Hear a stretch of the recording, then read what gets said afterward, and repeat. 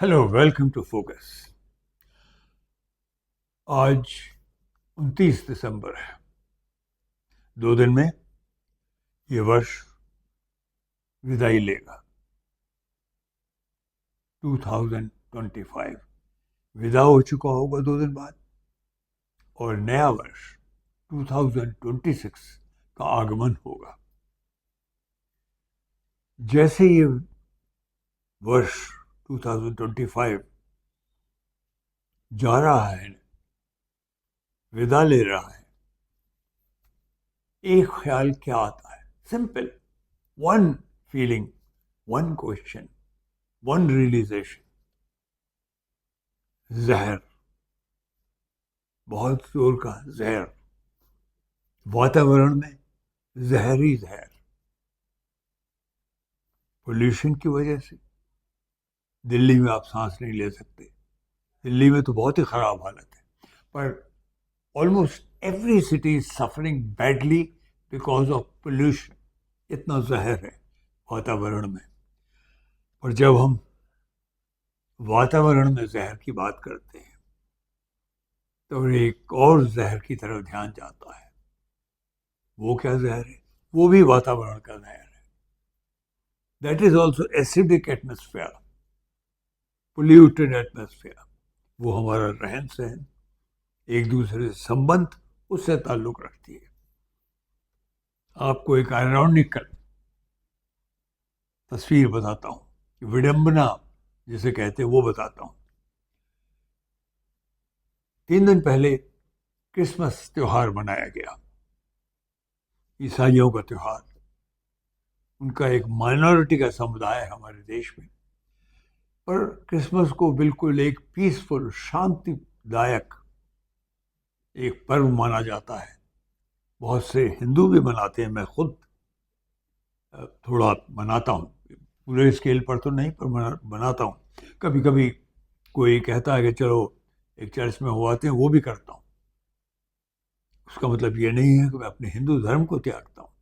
मैं अपने हिंदू धर्म का जो विशाल हृदय फैलाव है, मेरा दिल का जो बड़प्पन है, प्रसार है, उसको दर्शाता हूँ। वो है सबको अपने आगोश में लेना, चाहे वो हिंदू हो, ईसाई हो, मुसलमान हो, जैन हो, सिख हो।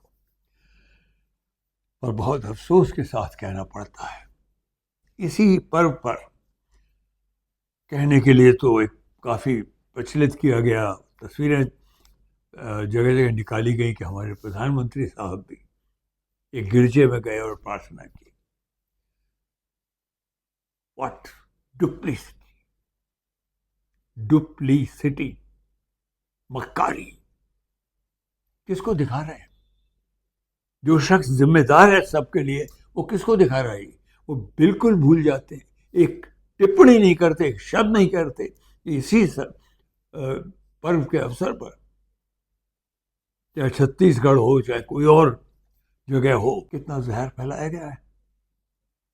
बंगाल हो, मध्य प्रदेश हो, सबसे ज्यादा मध्य प्रदेश और उत्तर प्रदेश वगैरह, चर्चेज, गिरजे जलाए गए।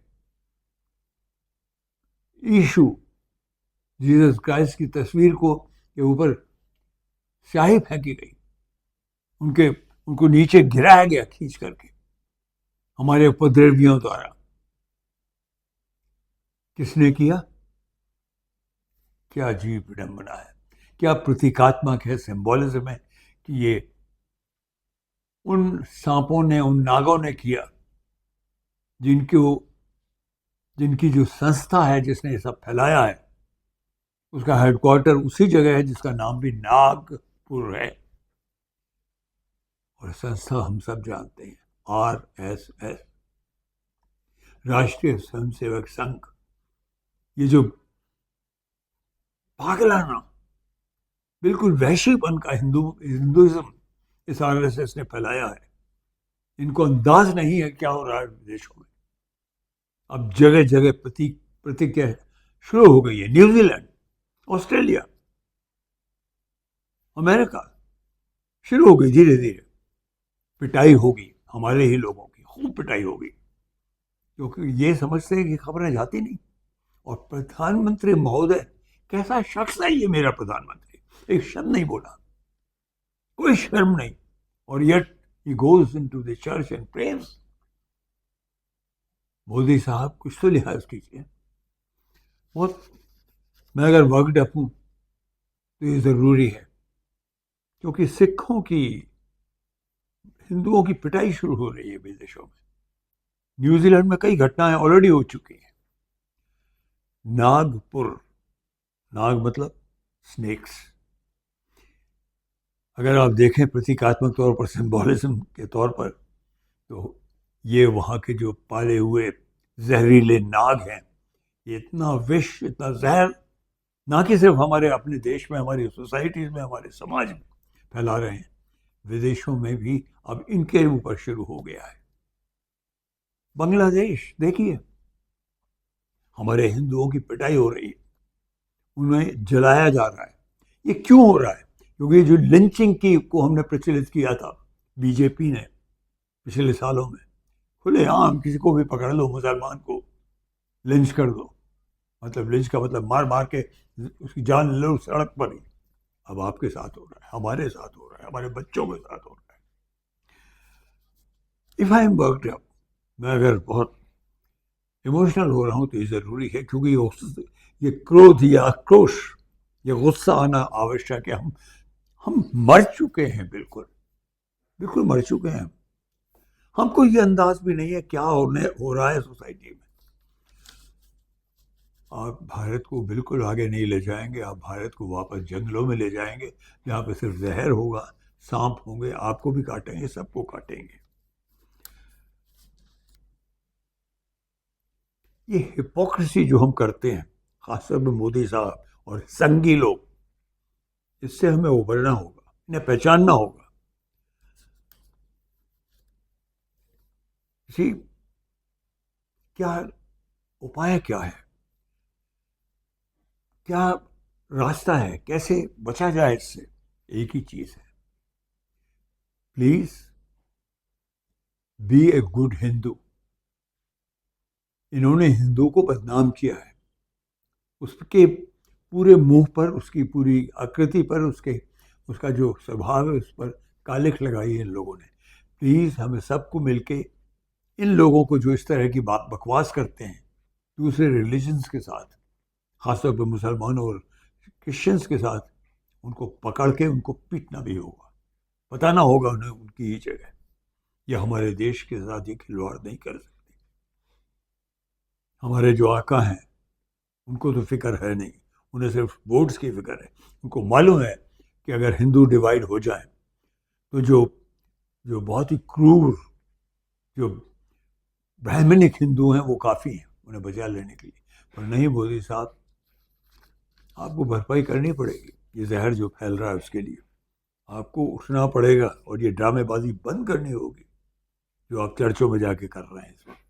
की आपने कोशिश की, एक तरफ से आग लगवाएं, दूसरी तरफ से जाके प्रार्थना कर रहे हैं। इसी आज का फोकस खत्म करते वक्त, बंद करते वक्त, मुझे बहुत, रियली बहुत अजीब दुख हो रहा है, क्योंकि ये जो इनकी पद्धति है गुड कॉप बैड कॉप की, बीजेपी की, ये अब बहुत कचोटने लगी है। I sincerely wish that we will wake up and unmask them. इनके चेहरे पर जो गंदा नकाब है उसे हम खींच देंगे, बाहर निकालना पड़ेगा, और एक अच्छा साल शुरू कर सकेंगे। इसी कामना के साथ, इसी उम्मीद के साथ मैं आज का ये वीडियो समाप्त करता हूँ। होप करता हूँ कि अच्छा साल अच्छी भावनाएं लाएगा, और हम सारे रिलीजन्स को वापस उसी लिबरलिज्म, इंक्लूसिविज्म, सेक्युलरिज्म, उसकी तरफ वापस ला पाएंगे, जिसने हमें आगे बढ़ाया है पिछले 70 सालों में, जो कि हमारी असली ताकत है। और ये हम सबको पहचाननी होगी।